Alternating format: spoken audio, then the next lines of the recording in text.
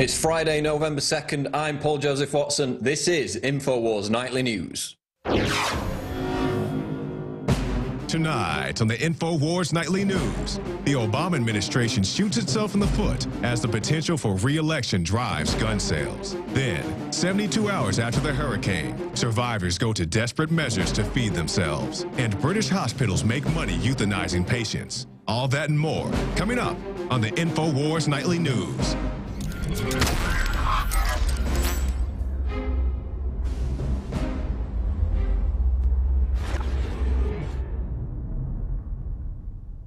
Now, before we get to the news, I'm going to throw to this clip with Alex Jones because there's been a deluge of Big Brother and police state news over the past couple of days. So here's Alex to cover it.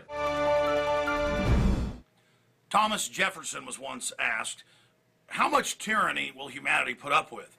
And he said, the answer is the exact level you will put up with. Ladies and gentlemen, it is not a virtue to lay down to corruption. It is not a virtue to worship at the feet of authoritarian government. It is a death sentence. Alex Jones here reporting for InfoWars.com on some shocking new developments. It's moving so fast, I can't even believe it. Sure, over in England now, most families, when they have a newborn child, the government goes and installs a camera in their house for 6 months to make sure they're not abusing them. Guilty until proven slave. Not even guilty until proven innocent. Beyond 1984. Sure, I see Pennsylvania and California and other states getting caught watching kids at home on government-issued laptops. It's unbelievable. I get blown away by the fact that all over the country, the federal government is telling school districts to tell parents they can't be trusted to pack school lunches for their kids, and then the school lunches are incredibly unhealthy garbage. The list goes on and on. The NSA warrantless wiretapping against the American people, which they admit is going on, and they admit is illegal, but they're going to keep doing it. The NDAA, the list goes on and on. But just today, 3 separate articles up at InfoWars.com, PrisonPlanet.com, also saw some of these at DrudgeReport.com. CNET News, court okays warrantless use of hidden surveillance cameras on your property without a warrant. That is CNET News, a division of CBS. In your face, saying, well, they can come on your property, your backyard, whatever, and as long as it's not in the house, they can set up cameras on your property without a warrant. Oh, but it gets worse.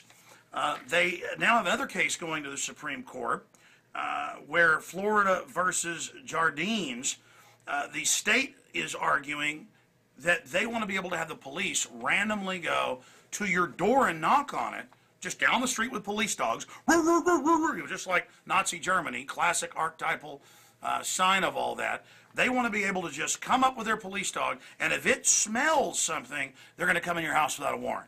When the dog is, obviously the Beagle or whatever, or German Shepherd, is getting the biscuits when it does this. When the government's on record shipping in most of the narcotics, and big banks have been caught laundering hundreds of billions a year. Just type in Wachovia, Wells Fargo, $378 billion in laundered drug money over a 2-year period. I mean, just Google what I just said, or startpage.com. The point is, it's over the top. They ship the drugs in and then use the war on it as a pretext to come into all our lives. And then use the crime that drug prohibition causes, because the drug addicts are running around trying to get the money for the overpriced garbage. They use the crime to take our liberties. So there's that report from the New American Magazine, NewAmerican.com, also at PrisonPlanet.com. Has the Fourth Amendment gone to the dogs? And they've already got knock-and talk, where they come and ask if they can come in and see your legal guns going on nationwide under federal grants. And here's one from Americans for Tax Reform. New Obamacare tax reform mandates Americans report personal health ID info to the IRS. Well, I have 50-plus crew members and contractors and people, so we're now mandated. None of my crew wants me to get them insurance. They all want their own. They'd rather be paid the money and make their own decision. But we're, now here in America, got to do this, so we're looking into it. And yeah, our HR people have looked at it. It's true. All of us with the tax returns will have to file our ID, our health ID, and then it's basically a waiver for the IRS to go in and look at all your medical records. The IRS has been used to go after political enemies, the IRS that the government puts people on enemy list. Now the entire federal government, when there's federal laws to protect your privacy, when you waive your rights of self-incrimination to the IRS, they make you sign the form waiving your right under threat of them coming and taking your house to let them have all your medical records.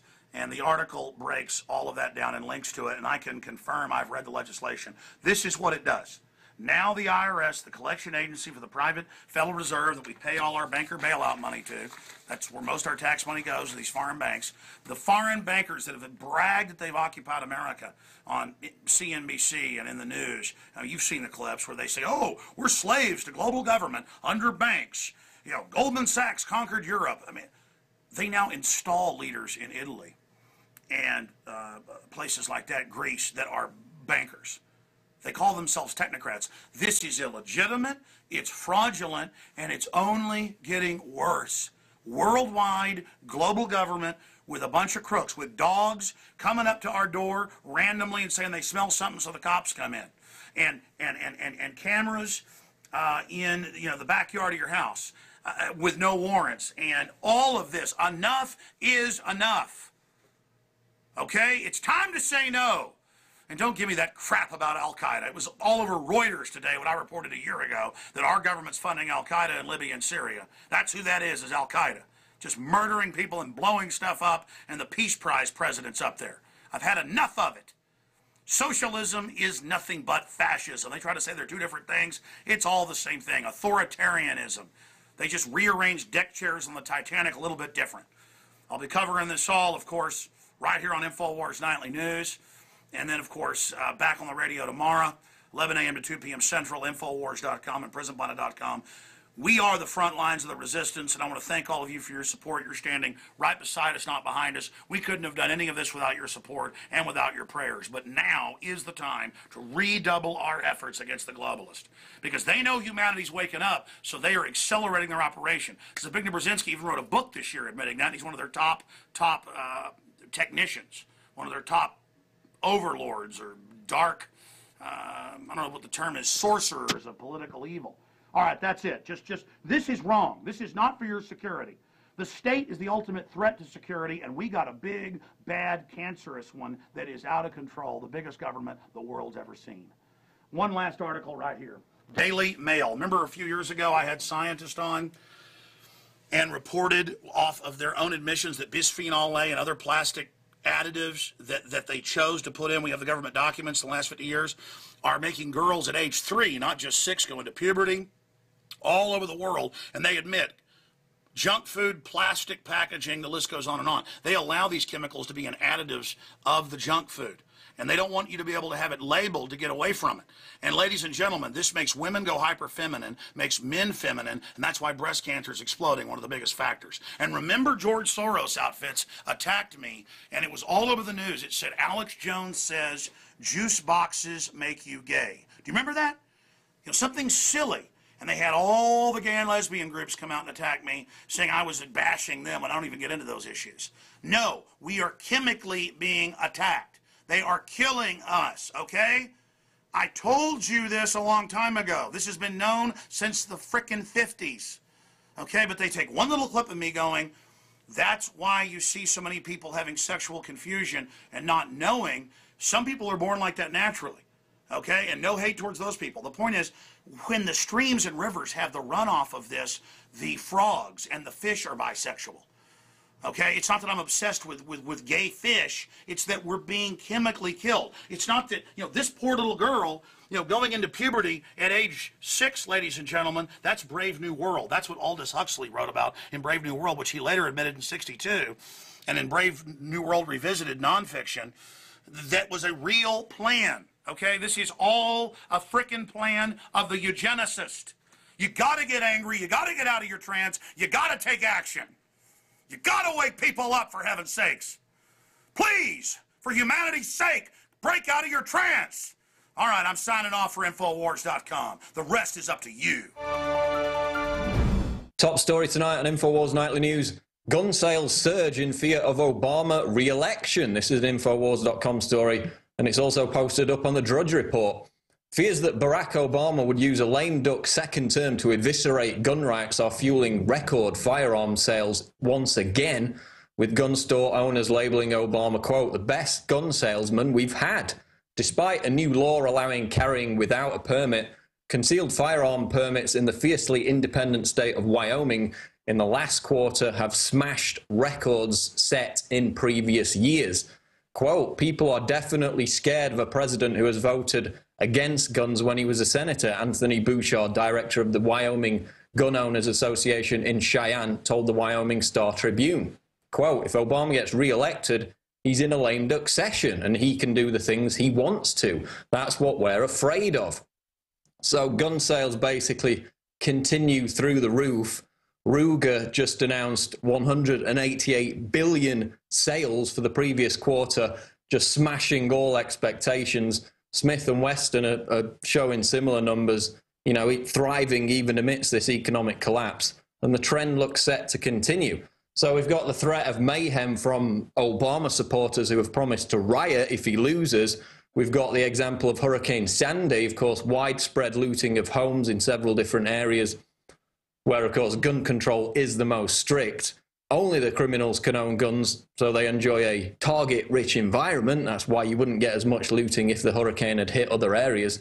And, of course, as mentioned, the major threat posed by a lame duck Obama administration. So all these factors play into the fear that the Second Amendment will be restricted, which is why gun sales continue to climb. And let's not forget that just a month before the Fast and Furious scandal broke, Barack Obama was promising Sarah Brady that he was working on something, quote, under the radar to eviscerate gun rights. So is Obama going to come after the Second Amendment during a lame duck term if he's victorious? Gun owners certainly think so. And of course, Mitt Romney's record on gun control fails to instill much confidence either. So a lot of fears over gun control, and that's why you see the sales continuing to surge in many different areas of the country. Republican National Committee alleges voting machine troubles in Nevada, other swing states. This is out of the Reno Gazette-Journal. Secretary of State Ross Miller called claims of voter machine irregularities in Nevada by the Republican National Committee, quote, irresponsible and unfortunate. Miller, a Democrat, was responding to a letter sent to his office and election officials in 5 other states on Thursday, in which the RNC alleged voting machines cast ballots for President Barack Obama, a Democrat, when the vote was intended for his Republican challenger, former Massachusetts Governor Mitt Romney. So Miller's dismissing these examples of voting irregularities as, quote, rumor, media reports, and hearsay, despite the fact that they've been admittedly taking place in several different states. We've seen the stories over the past week or two. And so the people attempting to draw attention to this, to express concern about it, are being called, quote, reprehensible merely for expressing concern. And yet we've had voters in Marion County just a week ago. They vote for Romney. The electronic voting machine flips it for Obama. We've had voters in Guilford County, North Carolina, experiencing the exact same problem. And these people literally had to vote 3 times before the machine actually displayed the right result. So, of course, there are problems. And attacking the people, drawing attention to them, is just asinine. I mean, you know, electronic voting machines have been plagued with problems at every major election since they were first used. So to attack the people drawing attention to these problems is reprehensible. And then, furthermore, to claim that their examples are based on hearsay, when the election officials in those very counties have admitted that the errors are taking place, that is reprehensible. And of course, Nevada is the same county where, if you remember the constitutionalist, the woman who tried to get the fluoride out of the water, she actually ran on that as part of her platform. Sharon Angle narrowly lost to Harry Reid after all the polls showed her beating him. When the electronic voting machines had Reid's name pre-checked on the screen. So there was a massive furor about that. Reid ended up being the victor, and actually Sharon Angle later wrote in a book that he stole the election. And so in this same county, these people are calling the RNC reprehensible merely for drawing attention to the fact that these problems are happening once again. And, you know, we've endorsed neither candidate, but the fact that these voting machines are still in use with no requirement that they produce a paper receipt. That's what's really reprehensible, not the people who are merely trying to draw attention to what is an admitted problem. Real Clear Politics reports James Baker not entirely unlikely that we might have a recount. Quote, there are 3 or 4 states today that require a recount if the result is within a certain number of percentage points. This is from Secretary of State James Baker, former Secretary of State. This is what he said about the possibility of a recount. Let's go to the clip. You headed up the effort during the recount. I remember well. If this is as close as it may be, you know very well that there are lawyers gearing up for plane flights to whatever state they may have to go to. There are 3 or 4 states today, Brett, that require a recount if the result is within a certain number of percentage points. And so it's not entirely unlikely that we might have a recount. Now, you might have seen the story yesterday where actor Richard Belzer predicted that, quote, America would explode if Mitt Romney were to win by a slender margin. And given the fact that hundreds of Obama supporters are threatening to riot if Romney does win, I mean, this is obviously a very concerning issue. The national polls are virtually neck and neck now. The swing states are also tight, but they show that Obama is the slender favorite. And of course, in Ohio, they're saying that it could be a 10-day wait because of the tightness of the race until we actually find out the winner. So it's a very good point that Baker makes, that it could be a recount, it could be a disputed election. And I mean, police departments across the United States, in an article, I believe it was in Politico a couple of weeks ago, said they had no concerns about unrest on election night or in the days following, even though, as we said, hundreds of Obama supporters were on Twitter threatening to riot if Obama lost. So that gap between voting and any potential recount is certainly going to be tension-filled. And if there is going to be any trouble, I mean, that's the fertile ground for when it's going to take place. And of course, the Department of Homeland Security has been preparing for such unrest for many months now, with the riot gear, the massive bullet buys that we've seen from the DHS in recent months. So that's definitely one to watch. Lou Rockwell blog reports out of the mouths of babes. Asked why she is crying, this sad little 4-year-old girl, Abigail Evans, expresses the heartfelt feelings of millions the mainstream media will never interview. Let's see the clip. Just because I'm tired of Barack Obama and Mitt Romney. That's why you're crying? Oh, it'll be over soon, Abby. Okay? The election will be over soon, okay? Okay. Oh. And I think we can all sympathise with what she's going through. Max Larvo of SHTF Plan reports shock 72 hours after grid down, starvation, supply shortages, food lines, no clean water, no gas, transportation, standstill. He's, of course, talking about the aftermath of Hurricane Sandy. A recent study noted that the majority of people have enough food in their pantries to feed their household for about 3 days, and that seemingly stable societies are really just 9 meals from anarchy, with most of us dependent on just-in-time transportation systems to always be available.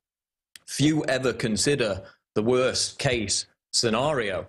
For tens of thousands of East Coast residents, that worst-case scenario is now playing out in real time. No longer are images of starving people waiting for government handouts restricted to just the third world. In the midst of crisis, once civilized societies will very rapidly descend into chaos when essential infrastructure systems collapse.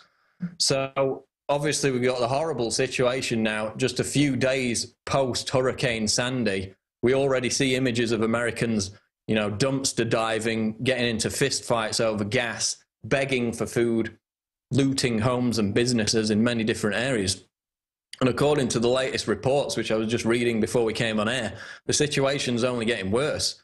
There are reports of people defecating in hallways. They're saying it could be at least another week until the power is restored. And all this chaos that we've seen over the past 48 hours, of course, occurred in just the first 3-4 days after the hurricane hit. So, I mean, just imagine what a crisis that lasted weeks or months would do to a major metropolitan area. And of course, we had the pathetic images of people crowded around Starbucks outlets because they couldn't live for a day without their Wi-Fi access. That was the most important thing to him. And that video, those images of people picking through trash for rotten food, is of course a stinging rebuttal to all those who the establishment characterized as paranoid or crazy for buying storable food. Those people are laughing right now. In fact, there were many people featured on that National Geographic program, Doomsday Preppers, that were living in New York and had months and months of storable food. You're not going to see them picking through dumpsters. And remember, this is a government that characterizes preppers who buy food in bulk as terrorists. We had the FBI putting out the community action program flyers characterizing people who buy bulk from military surplus stores as potential terrorists. Those terrorists are now feeding themselves while a lot of people in New York and other areas are picking through trash. So despite the fact that, many commentators have ludicrously claimed that this hurricane fallout shows the need for more power to be concentrated into federal hands, it's the very people who chose to live their lives in a way diametrically opposed to that whole idea of dependence on the state that have coped the best.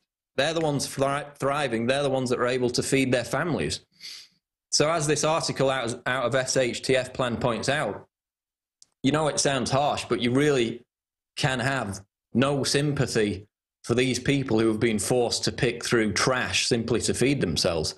They refused to get prepared, and now they're reaping the consequences. They were warned. They didn't listen. And we've been warning for years that when society breaks down, even temporarily, as it is in this case, you cannot rely on the government to feed you. That's why we promote storable food. That's why everybody else in this movement does.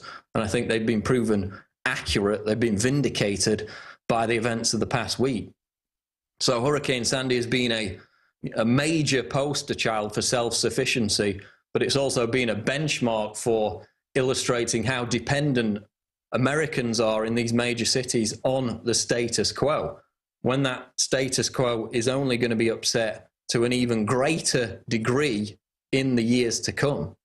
So the preppers were vindicated. The crazy paranoid terrorists who bought all the storable food are able to feed themselves and are not picking through trash. If you listen to your government and said, nothing's going to happen, government's going to take care of you, then you'd be out on the street like the rest of them. British hospitals make millions euthanizing patients. This is out of the New American. Who says crime doesn't pay? According to London's Daily Telegraph, British hospitals are euthanizing patients at ever-increasing rates and raking in big bucks as a result. Documents obtained by the newspaper under the Freedom of Information Act reveal nearly 2/3 of National Health Service trusts, regional authorities that administer hospitals, quote, have received millions of pounds for hitting targets related to the use of Liverpool Care Pathway, LCP, a controversial end-of-life care programme. Developed by Liverpool Hospice to relieve the suffering of terminally ill cancer patients during their final days, the LCP is essentially a death sentence meted out by doctors. A physician who considers a patient to be near death may put the patient on the pathway, after which the patient will be heavily sedated and may have food and water withheld. So it's like a Terry Schiavo kind of situation that we saw, 6-7 years ago, where she was basically starved to death.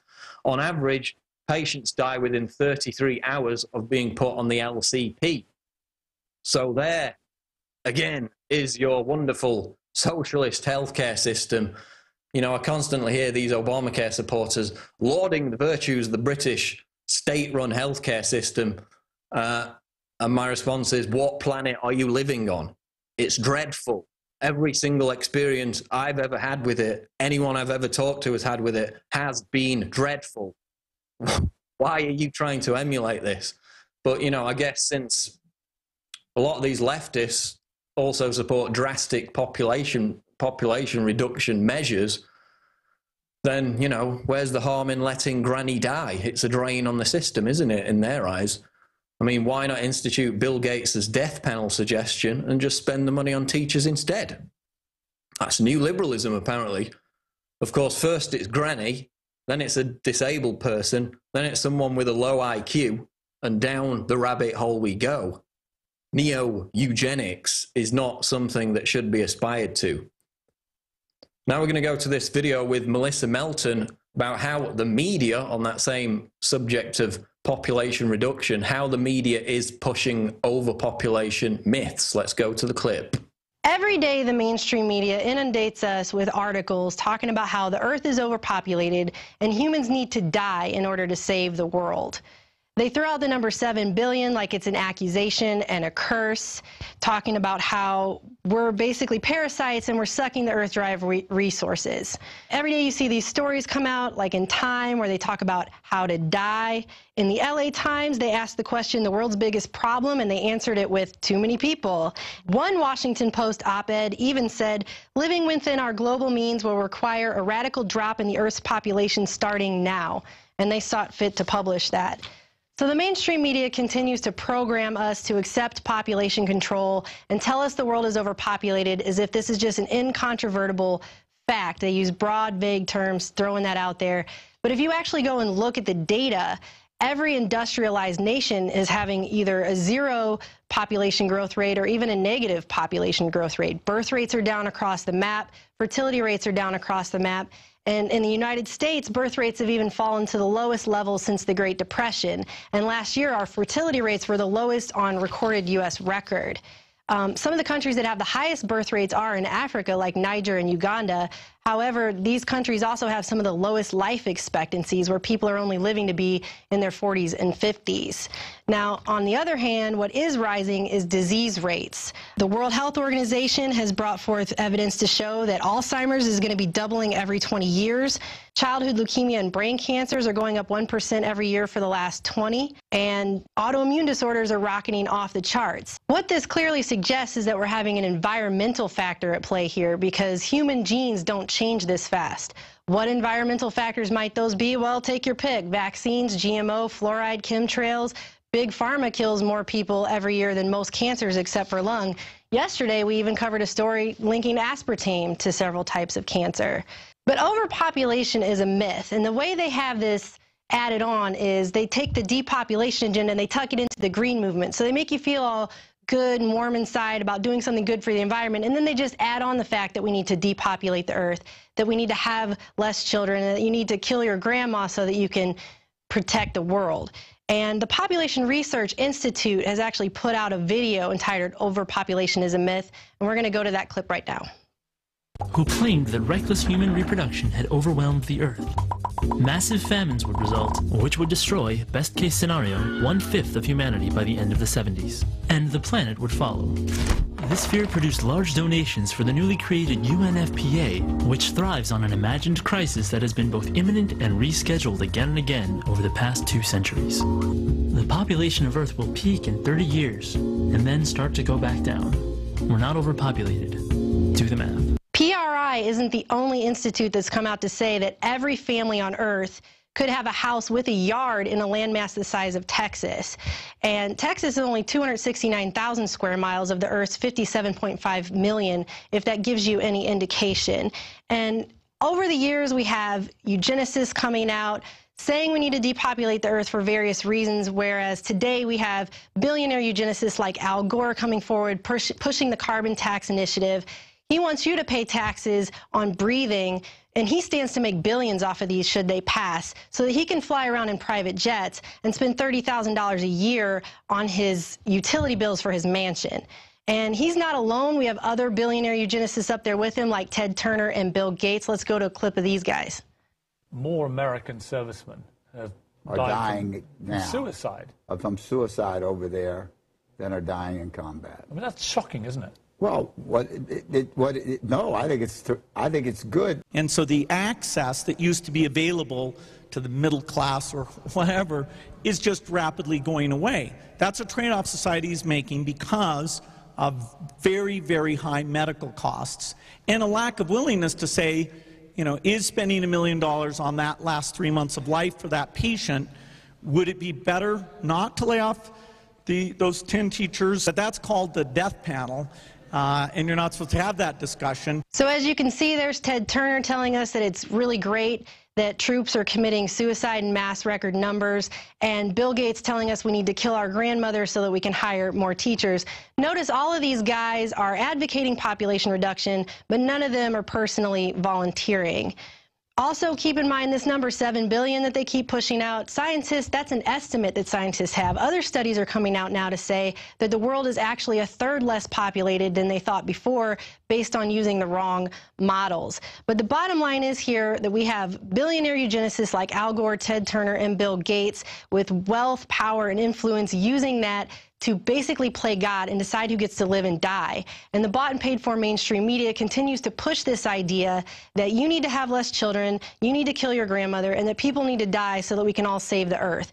The bottom line here is that we're being lied to. We're being poisoned and we're being robbed on a massive scale. Overpopulation is a myth and it's a scam. I'm Melissa Melton for InfoWars Nightly News. Thanks, Melissa, and that wraps up the news for tonight. Now we're going to turn to our quote of the day, which is from Gore Vidal. Quote, as societies grow decadent, language grows decadent too. Words are used to disguise, not to illuminate action. You liberate a city by destroying it. Words are to confuse so that at election time, people will solemnly vote against their own interests. That's Gore Vidal. And isn't that appropriate, of course, given the recent We Are Change video, which proved that Obama supporters would not vote for him if they actually knew his policies. But they've bought the rhetoric, they've been deceived by it, and that's how elections in the United States are run. I'm going to go to a break now on InfoWars Nightly News, but be sure to catch our election night coverage coming up Tuesday, November 6th. The guys will be in the studio from 5 p.m. to midnight covering the entire Dog and Pony show. So be sure to tune in to Infowars.com to catch our special election night coverage Tuesday, November 6th. I'm going to go to a break now. Stay tuned. More after this.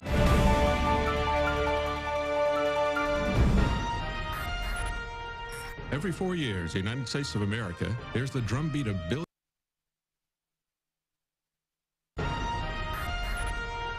Every 4 years, the United States of America hears the drumbeat of billions of campaign dollar attack ads, meaningless debates with empty analysis, and poll after poll after poll.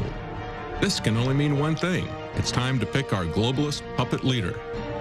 We're going to be left with a choice of a lesser of two evils. They continue to vote for these Democrats and Republicans, the people that are wrecking our country, and yet they still vote for them.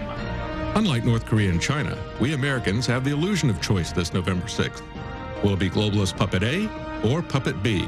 I think that a lot of votes are going to be stolen by the millions. In fact, I can give you a pretty solid number, about at least 5.9 million, because I'm a statistician. I worked from the government's raw data. About 5.9 million votes are going to go kapoof. I don't know how you could possibly have voter fraud when your son owns the voting machines. Tune in to the live video streams at Prison Planet TV or Infowars.com from 5 p.m. to midnight Central. Alex Jones will be live with some great special guests to cover what is in store for our country as we march into the arms of the new world order. And tune in Wednesday for more live, free stream election fallout coverage from 7 p.m. to 9 p.m. Central. Coke or Pepsi, Romney or Obama? The choice is not up to you. So join us as we talk about the real issues facing our country. Guests will include Gerald Celente, Wayne Madsen, Max Kaiser, Paul Craig Roberts, Lou Rockwell, Nomi Prinz, and Webster Tarpley. We will have live sheeple updates from polling centers and political parties around Austin. Which management team from Slavery Incorporated will run the country into oblivion for the next 4 years? Tune in to Infowars.com or Prison Planet TV this Tuesday, November 6th and Wednesday, November 7th as another meaningless pageant is played out. The streams will be free, so send the link below to all your friends on Facebook and Twitter.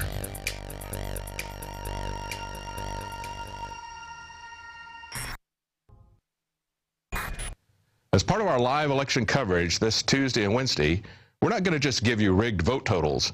We're going to give you the chance to vote early and vote often in our multiple polls. We want to know what you think of this election, what matters to you, and what you think will happen now.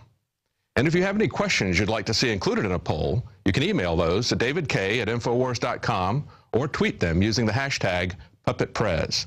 And don't forget, the election coverage is not only live, but it's free on prisonplanet.tv.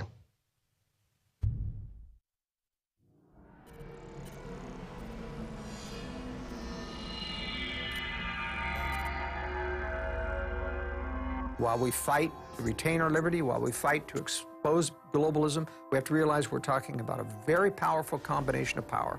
Renowned author and expert Joel Skousen breaks down the globalist plan to shut down America and stage a new world war. In one day, America will go from day to night.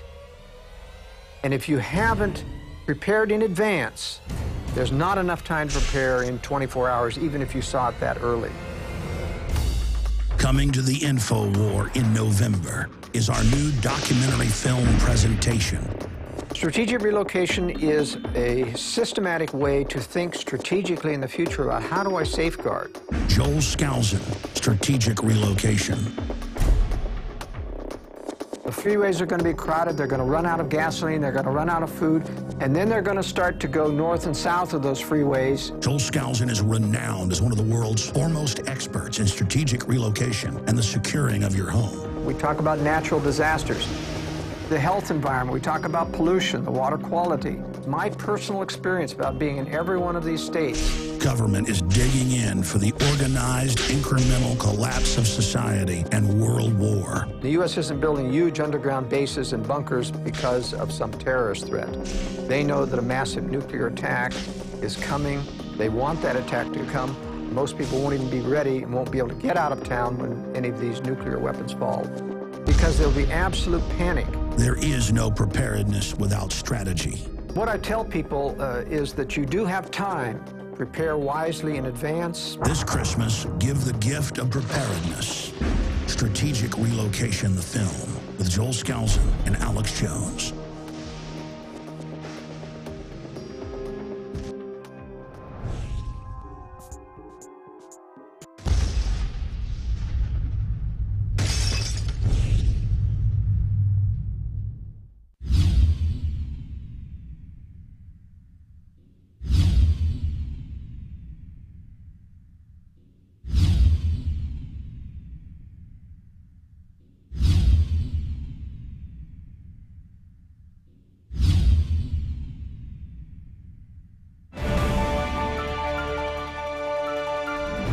We're back on InfoWars Nightly News, and I'm delighted to welcome filmmaker Chris Maple, who is one of the masterminds behind the new film called The Great Culling Our Water. And you can actually go to YouTube right now and watch a 35-minute segment of this outstanding documentary, which is available at the InfoWars store, and we're going to talk about it tonight. Chris, welcome to the show.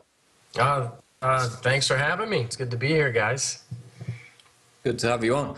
So just start off by telling us the motivation behind the film and the questions you were seeking answers to at the outset.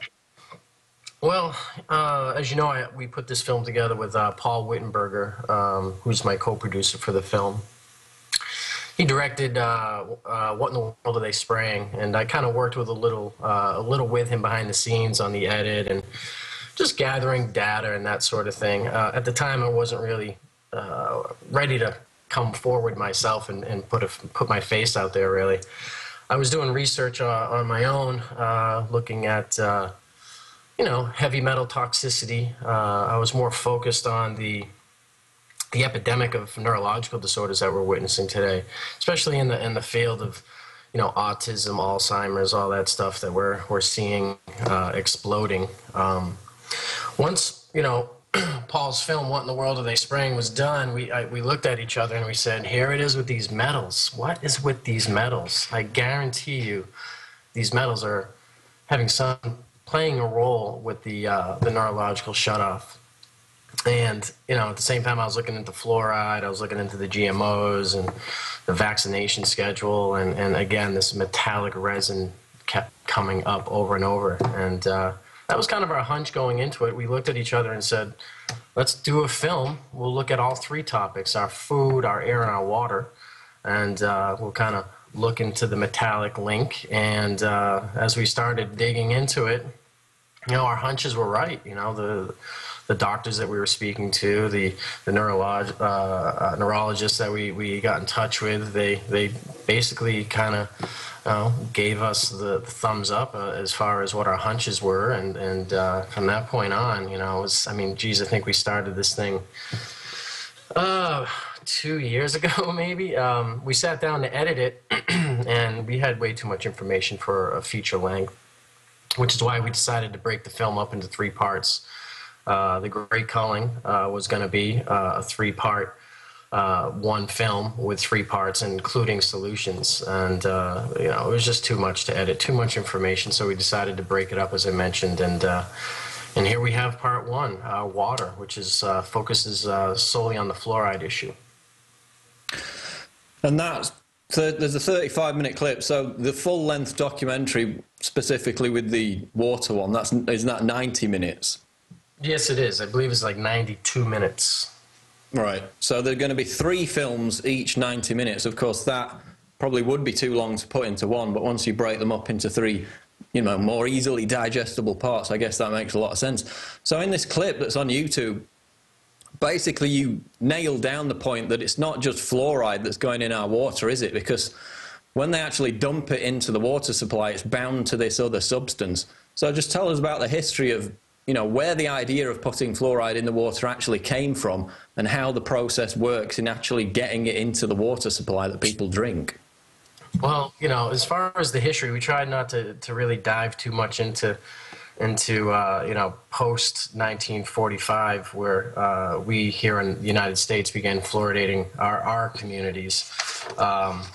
And it was Grand Rapids, Michigan. It was ironic because it was right after World War II, and you know, we all know what happened after World War II with the, you know, Project Paperclip, and you know, we kind of ingested all of the National Socialistic ideology here in this country. Shortly after that, we began fluoridating our water here, as there are rumors that, you know, the prison camps actually fluoridated as well, and Stalin, I believe, there's some rumors that he was playing around with the fluoride as well. And as we know, it definitely is a medication. It makes us docile. You know, we began the program here in the United States, in Grand Rapids. You know, there's a lot that goes into, you know, the history of fluoride, and a lot of it does evolve around the atomic bomb program. What was going on is, you know, the phosphate mining industry was coming under litigation for, you know, fluoride poisoning, as was the atomic energy program, and you know, they needed some science to back up fluoride, and thus spawned, you know, Andrew Mellon, and the U.S. Treasury Secretary at the time, who was also the founder of the Mellon Institution. You know, an agency notorious for giving, you know, industry the scientific data it needed to back up its claims, and especially with litigation. So it's that whole revolving door issue that we're still dealing with today between the public and the private sector, where you have, you know, gentlemen like Andrew Mellon, who was U.S. Treasury Secretary at the time, and you know, in addition to that, he was, you know, one of the founders of Alcoa, which was the aluminum company of the day that was coming under huge pressure, litigation pressure, that is. And also, you know, he, you know, founded the Mellon Institution, got the science behind it, and man, they started fluoridating shortly after that. So you got to remember, this Mellon Institution also said that asbestos was safe back in the day. You know, I mean, it's amazing. You mentioned the Second World War and the death camps. There's actually a quote from U.S. Air Force Major George R. Jordan, and he was a U.S.-Soviet liaison officer in the 50s, and he said the Soviets openly admitted to, quote, using the fluoride in the water supplies in their concentration camps to make the prisoners stupid, docile, and subservient. And I mean, that's just astounding, isn't it, Chris? Well, they would admit that. Yeah, it's you know, if, again, you do the research, you dig it up, you will find, you know, a number of quotes like that. I mean, even in modern day, you know, we've got even former EPA scientists expressing their concerns with the hazardous waste and fluoride itself. So, I mean, yeah, it's there. I mean, how deep do you want to go? I mean, that right there is a film in itself, and we could have focused on that emphasis, but we chose not to because we felt as though this fluoride community weren't really ready for that. You know, we had to kind of ease into this whole global agenda thing with them. I mean, that movement is the delicate audience that we had to kind of pump the brakes with on this film. So, you know, I've done the research. I know you have. It's there. You know, we had to. We could have made this film, just this one film, 3 hours long, but you know, we had to kind of cap it. No, I understand completely. I mean, there's a book called The Fluoride Deception, which is about 400 pages long, and probably the first third of that book is purely about all the accidents back in the 30s with the fluorine. You know, all the chemical accidents in the factories, just causing horrific injuries. And that's a whole third of the book. So you've got to make a 90-minute film. I understand you've got to focus on, what's current, what's happening now. So let's get into it. I mean, we've got tons of studies. We've got Harvard studies. We've got all kinds of studies. What are some of the major health impacts of ingesting fluoride for humans? Well, I mean, where do we begin? I mean, we've got arthritis, thyroid suppression. It's linked to most cancers. I mean, there's, what do we've got? Cardiovascular, kidney diseases, intestinal defects. And again, that gastrointestinal tract issue kind of lines up with the whole autistic thing, because that's typically the first signs of autism is in the gastrointestinal tract.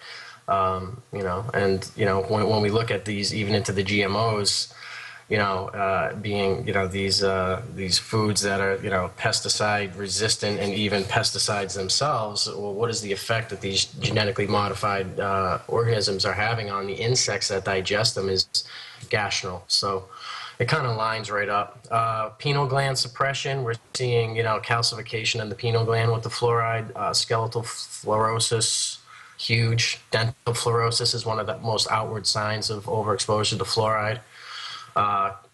Diabetes. I mean, all these things, we're witnessing today in this country is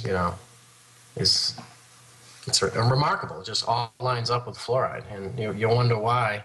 We were talking about, you mentioned the prison camps earlier, how it made them docile. Well, I tell people, look, if this information doesn't bother you, if this doesn't raise an eyebrow for you, well, you can thank the fluoride for that, because it's doing exactly what it's supposed to do. Well, actually, it's a funny thing, because I think somebody who was on my Facebook earlier had been drinking their fluoride, because I announced that I was interviewing you on the show tonight, and they actually tried to make the argument that putting fluoride in the water supply was not dangerous because they put it in at a level which is the same amount found in toothpaste, which they said was, quote, harmless. So, Chris, maybe you can address that by telling the viewers what's written on the back of a regular tube of toothpaste about people who ingest it. Yeah, it's a good point. Like most people, they don't read the labels, and that's another reason why we got this whole issue with GMOs is, people don't care what's on the label. They just assume if it's on the shelf, it's safe. Well, flip over any fluoridated toothpaste and you'll see, as you mentioned, the back side of it's got a warning label right onto it. Caution, keep out of hands of children. If swallowed more than the recommended dose, contact poison control immediately. Now, the recommended dose is a pea-size amount. I don't know about you, but when I used to put toothpaste on my toothbrush, which I still do, it's not fluoridated anymore, it was way more than a pea-size amount. It was probably 4 pea sizes. So that's 1 part per million per pea size amount. So if you're to ingest, as a child anyway, they're more susceptible just because of the size of them. More than that recommended dose, they're to contact poison control. Well, let's do some math here. Fluoridated water is fluoridated right around 1 part per million. So my tap water should have a warning label right on it then, shouldn't it?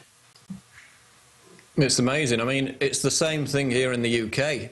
Under the 1972 Poisons Control Act, fluoride is actually a toxic substance, so they have to put the same warning on the back of the fluoride toothpaste here in the UK.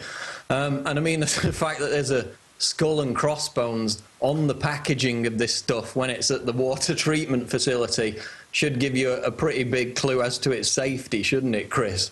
It really should. I mean, it's ironic because we actually showed the packaging in the film, and you're right, it's got skull and bones right on the side of it. Poison all over it. You know, to handle it, you need a hazmat suit. It'll eat through anything it comes in contact with. If you were to take your hazmat glove off and touch it, it'll kill you instantly.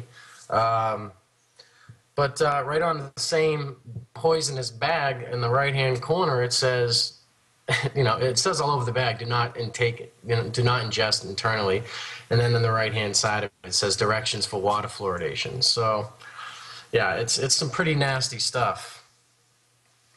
I mean, it's amazing. I find it astounding that there's still this idea that's pushed by the establishment, and they even used it in a political campaign.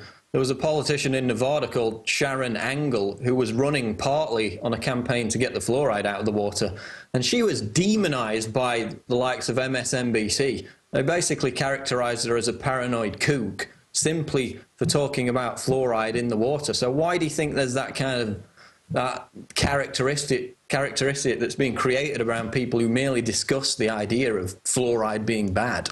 Well, they're trying to protect the program.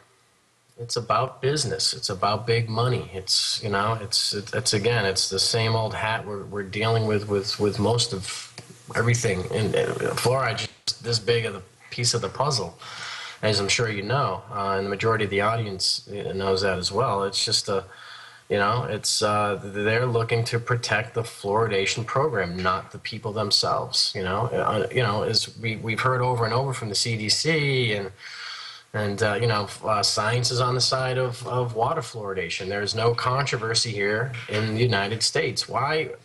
Obviously, yeah, in the United States, there's none. We're over, you know, almost 75% fluoridated. Nobody cares because they're drugged up. But we look outside of the U.S. and we see, you know, Western Europe, Eastern Europe, which is 97% fluoride free. China, Japan have banned it. Belgium, Austria, Denmark, Finland, France, Switzerland, Norway, Sweden.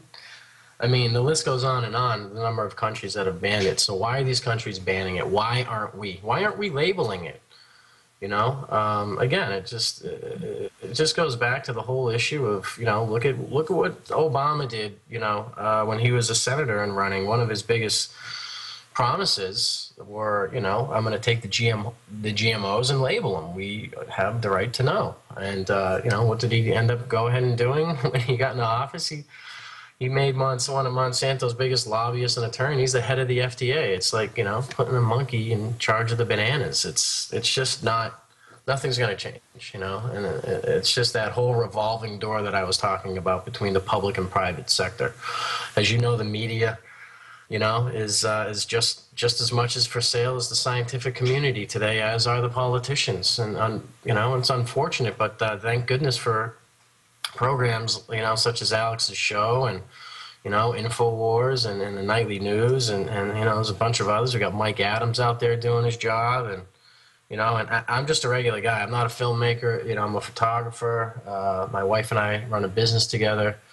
Just good friends with Paul Wittenberg. I happened to be in the right place at the right time, and I basically had enough. And once I realized, you know, what really got me going was the impact that the fluoride and, you know, these metals are having on our children. And, you know, it was the vaccination program, the increase in 1983, that really got me going. And that's, you know, my whole life I've always been one to stick up for strangers and people I don't know, and, you know, battling other people's battles just because I can't stand bullies. I hate them. So, and that's kind of what got me going with this. Now I'm a father myself. I got a 5-month-old, and happy, healthy baby. Will never see a vaccination or fluoride, for that matter, or a GMO or any of that. So that's what it's all about. I mean, completely. It's about reclaiming the power over your own body, your own health. And that's, you know, it's achievable. A lot of this stuff that we talk about, it's, you know, you can't fight City Hall. A lot of people think, well, what's the point in bothering? I can't make a difference. With your own body, your own health, the health of your family, your kids, you can make a difference. So we can win. And I mean, we're winning in Europe. You know, you mentioned Monsanto. They're getting their butts kicked all over Europe. We're winning on that front. But I mean, a question I had was, you talked about the Obama administration there.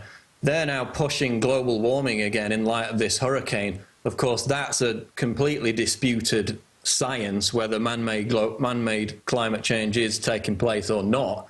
Why do you think the environmental movement is so behind the global warming agenda, whereas they don't really seem to care about toxic waste being put in the water supply? Well, it's that whole Mother Earth thing, you know. That's what, you know, I don't know. I mean, as far as the environmental movement, again, you know, and there's a number of climatologists out there who have been silenced. When you look at the climatologists, the scientists that look at this thing on a daily basis and what their findings are, they're being silenced. Just like, you know, how many cancer cures are suppressed, how many alternative energies are suppressed, you know, how many scientists have been murdered over the past couple of decades with their findings.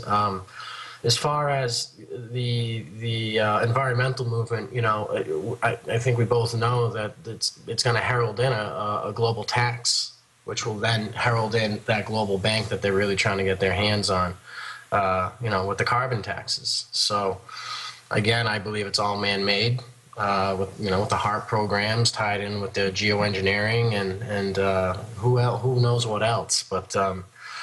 You know, and again, the people who are on the front lines aren't doing their research. They're just kind of regurgitating what the mass media is spoon-feeding them. So, you know, because they believe everything they hear as far as whatever comes out of that television screen. They won't take the time to do their own research, and that's all it really takes. And that's something we wanted to kind of stress in the film too, was that. You know, you don't have to be this crazy activist and, you know, out on the corner on a soapbox with your blowhorn and making a big stink, or you don't have to even go make a documentary. But you do need to do something. You do need to start at home with yourself, with your family. Take a few minutes out of your day, do a little bit of research. Don't take our word for it, because you'll come back a believer on your own just if you take a few minutes out of your day to do your own research. So. Exactly. I mean, you mentioned scientists being shut up. It was actually Dr. Phyllis Mullinex. I don't know if I've got the pronunciation right there, but she exposed the dangers of fluoride with the rat study back in the mid-90s, and she was academically and professionally blackballed for doing so. Did you read about that case? Yeah, we did. We actually, I think we touch on it a little bit later in the film. She actually is in there, it's just, again, it's the same story over and over, whether it's the fluoridation community, whether it's, Dr. Andrew Wakefield with his vaccination studies, or, I mean, it just goes on and on. Look at Dr. William Marcus. He was the head EPA scientist, toxicologist, who first started speaking out on fluoridation, and, you know, he was ridiculed and fired and actually, you know, sued the EPA, got his job back, and they still gave him grief, and he had to re-sue them again, and it was just awful what they put the poor guy through. He ended up having a stroke, and I mean, he's still around today. But Dr. David Kennedy, who's a big part of our film, is putting together a documentary himself called Fluoride Gate, and he touches on Dr. William Marcus's his trials and tribulations that he had to go through. And again, these are their own scientists coming out and speaking up, and it's, you know, they're shut up. You've got so many experts, great scientists in the film, but you also went out and asked members of the public if they knew about what was in their drinking water. What did you discover? Are most of them ignorant about fluoride, or were you surprised by the level of awareness? Well, it was one kid we talked to that he kind of had an idea a little bit about, you know, what it is and what it does. The majority of people just think it's something for their teeth. They're all familiar with it's supposed to be a benefit, and the majority of them or, you know, kind of regurgitate what their dentists are telling them, as their dentists are, you know, regurgitating what they're told, because the majority of dentists aren't even doing their research on fluoride. They're just, you know, just like the doctors out there when they're signing their prescriptions, you know, they're just kind of taking the money and keeping quiet. And one thing that we found with this film is the majority of, you know, scientists, experts in the field that were willing to talk with us were already retired, or, you know, they kind of they're already out of the game. And, you know, that was alarming to me, just because I realized that, you know, even if the scientists or the you know, the expert, the dentists that are still practicing, even if they are aware of the dangers of fluoride, they're not going to say anything because their careers are on the line,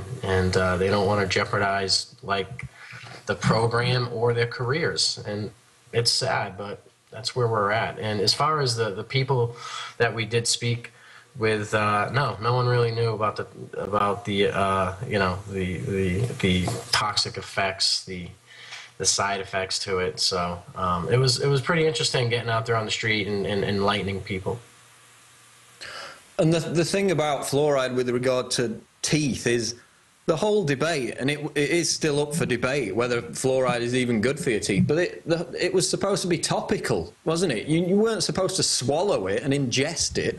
Right, that's the whole thing. I mean, even topically, there's science that's coming out today that states that it doesn't even have any topical benefits to it. So, but yeah, you're not supposed to swallow the toothpaste. What makes you think you're supposed to swallow it in the water? You know, don't you remember? And this is one thing that I would tell people on the street is, don't you remember getting your fluoride treatments as a kid? The gel that you would bite into, and everybody remembers that because, you know, they make them. That's the best part of the whole dental. You know, when I was getting my teeth cleaned as a kid, it was like, you know, they had the bubble gum flavor, the watermelon flavor, but you're not supposed to swallow it. Well, that treatment was 12,500 part per million, which is why the nurse would run in the room every 5 minutes, a few minutes, and say, "Don't swallow it. Did you swallow it? Don't swallow it." And they'd have the sucker in there and taking all the saliva out. They make you spit and rinse a couple dozen times. And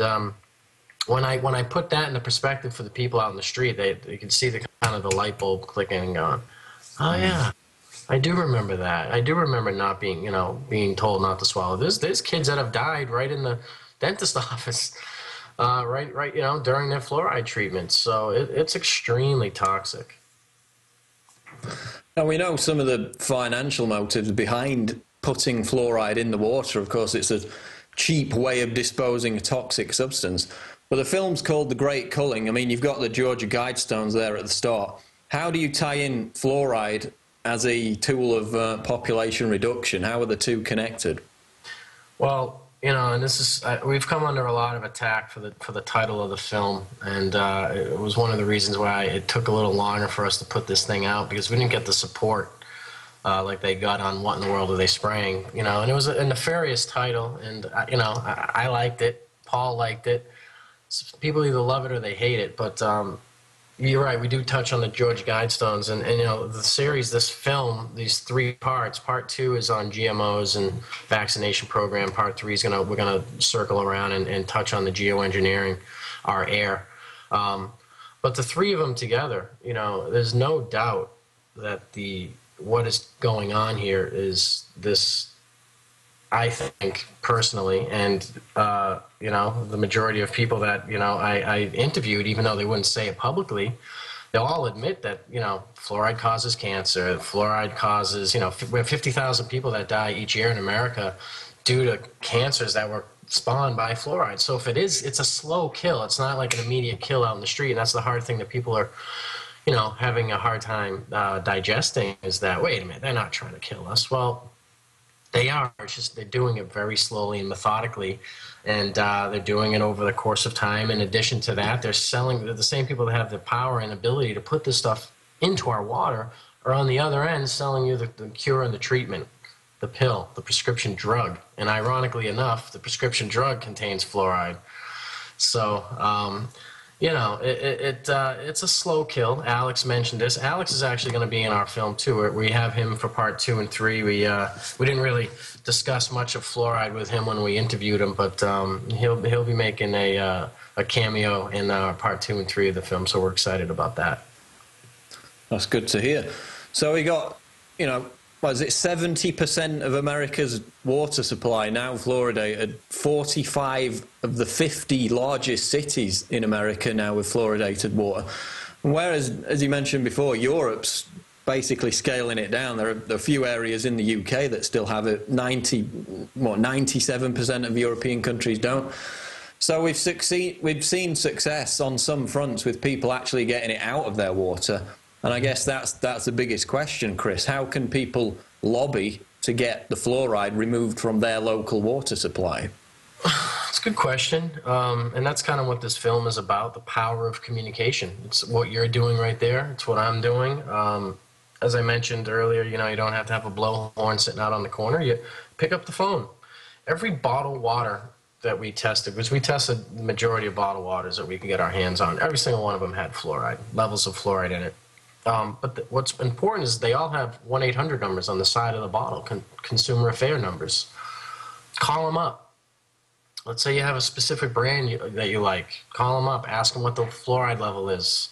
Once they tell you what the level is, because in this we're the only country that doesn't put the fluoride level on the label either. Just like the GMOs, we won't label. You go to Mexico, anywhere else, they'll have the fluoride level on the label. In the United States, we just put the fat content. But, you know, spread the word. We interviewed former Congresswoman and Senator Karen Johnson, and one thing that she had mentioned to us when she was in office, that if she received 5 to 7 phone calls from her constituents on a daily basis on an issue, her desk was completely wiped clean, and that was the focus for her team for the day. That's 5 phone calls to a Congresswoman. So the power of communication does work. You know, you know, pick up the phone, show up at a town meeting, call your representatives up. You know, I've got a phone number for the White House right here if you guys want it. I mean, and I've called it, and then it works. They'll answer your call. They'll take your, you know, they'll take your information, whatever you want down. But it's what it's all about, the power of communication. You got to, if it's important to you and your children, which really what this is all about, and ourselves, you know, we all have loved ones that have succumbed to one of these side effects. There's no doubt. I mean, 75% of us are going to succumb to some type of cancer. So is it a culling? Yes. Is it happening overnight? No. Does it take a little while? Yeah. If you swallow a tube of toothpaste, it could happen overnight. So that number for the White House, in case anybody wants it, it's area code 202-456-1111. You call that up and let them know how you feel. Who knows, you'll probably get thrown on a list, but if you want to play it safe, contact the bottled water company. Start there. Contact your local, you know, city council members. You know, send them a copy of our film. Make a copy of it, burn it, send it off to them. That's the only way we're going to do this. You know, we did have some success. You know, if you look across the United States, we're seeing communities that are pushing fluoride right out of their communities. So, you know, we had a city like San Diego last year who lost the battle. They've been fighting it for 60 years successfully, and they just lost the battle. You know, if we have a big city like San Diego who's losing the battle, then we have, what, I think 11 communities last year who were able to force it out. So it's this give and take thing. Right now we're just about 75% fluoridated in this country, and we're growing. But at the same time, a small number of underground people are coming up and becoming knowledgeable, and they're making us think about it. And more importantly, they're educating the people who can make the decisions. The Great Culling, Our Water is the film. It's available right now at the InfoWars store.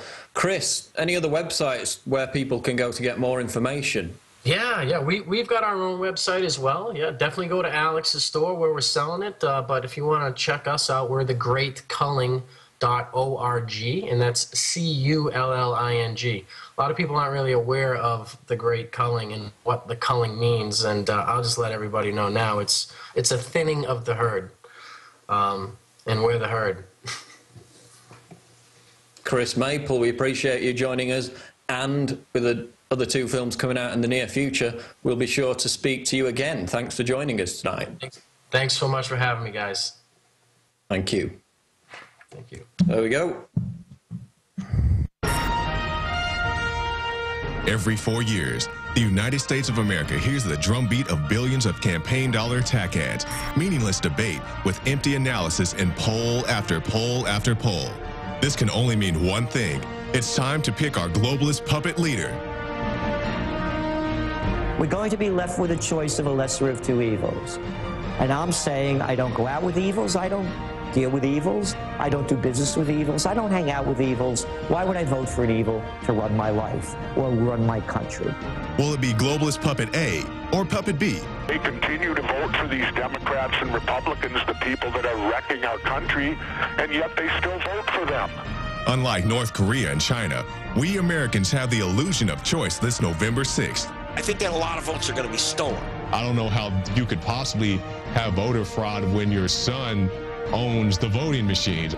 1.4 million votes were lost, spoiled as they call them in the biz, through these so-called glitches. The choice is not up to you. Which management team from Slavery Incorporated will run our country into oblivion for the next 4 years? Tune in to InfoWars.com or PrisonPlanet.tv this Tuesday, November 6th, as another meaningless pageant is played out.